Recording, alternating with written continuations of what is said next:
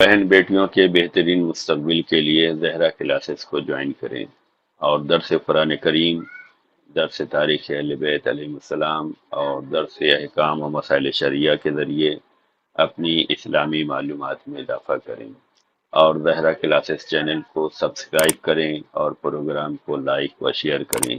کہ بہت سی یہ جو ہوائیں چلتی ہیں، ان ہواؤں کے بہت سارے نام ہیں، آپ صرف ہواؤں پہ گفتگو کیجیے۔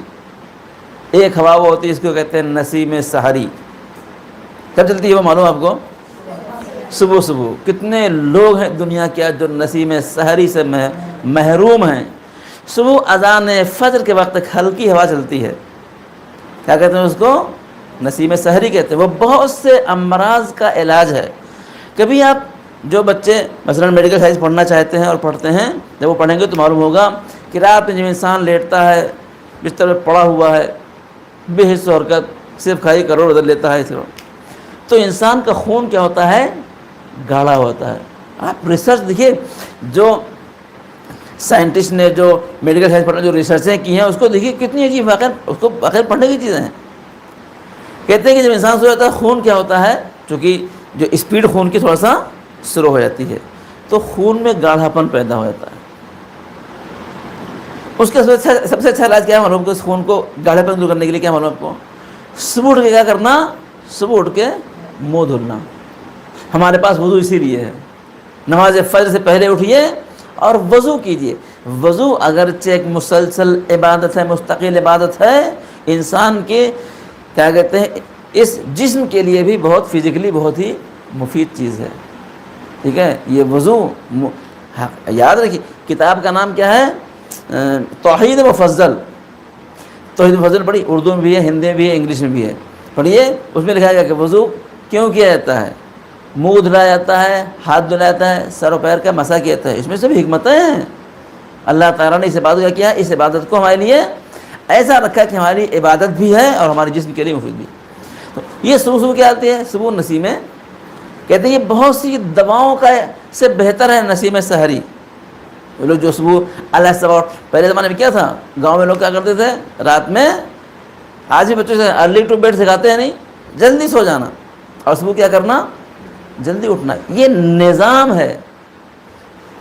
سوال یہ ہوا معلوم آپ کو، غالباً ایک روایت آئی تھی کہ مولا کتے ہیں، کتے، ایک کتے کے ہاں 8 بچے 9 بچے پیدا ہوتے ہیں، ٹھیک ہے، لیکن آپ دیکھو بہت کم دکھائی پڑتے ہیں۔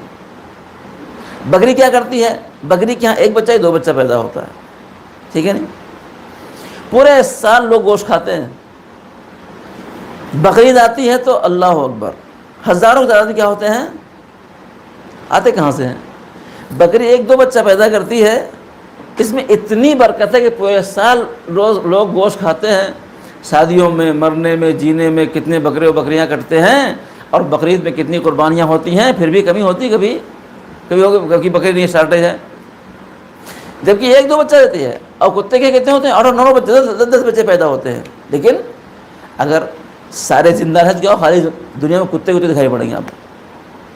تو روایت اب غالباً جہاں تک میں نے دیکھا ہے روایت ہے یہ کہ برکت کیوں ہے؟ اس بکری کے 2 بچے میں برکت ہے، کتے کے 10 بچے میں برکت نہیں ہے۔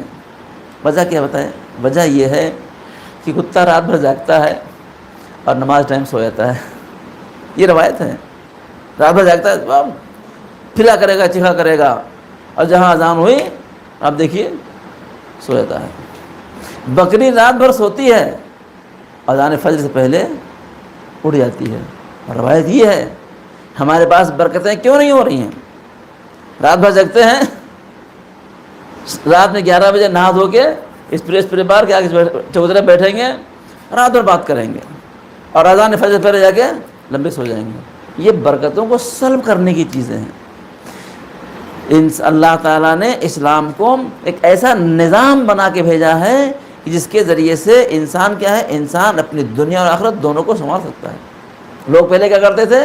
اذان ہوئی، کھانا کھایا، نماز پڑھ کے سو گئے، اور صبح کہتے ہیں ایسا نہ ہو کہ چڑیا اٹھ جائے ہم سوتے رہیں۔ چڑیا کے جاگنے سے پہلے جاگنا چاہیے انسان کو، لیکن آج انسان کتنا بدبخت ہے کہ گھوڑے گدھے جگ جاتے ہیں اور انسان پڑا سویا کرتا ہے۔ ٹھیک ہے، اس نظام کو آپ بدلنے کی کوشش کریے. ہو بہن بیٹیوں کے بہترین مستقبل کے لیے زہرا کلاسز کو جوائن کریں اور درس قرآن کریم، درس تاریخ اہل بیت علیہ السلام اور درس احکام و مسائل شریعہ کے ذریعے اپنی اسلامی معلومات میں اضافہ کریں، اور زہرا کلاسز چینل کو سبسکرائب کریں اور پروگرام کو لائک و شیئر کریں.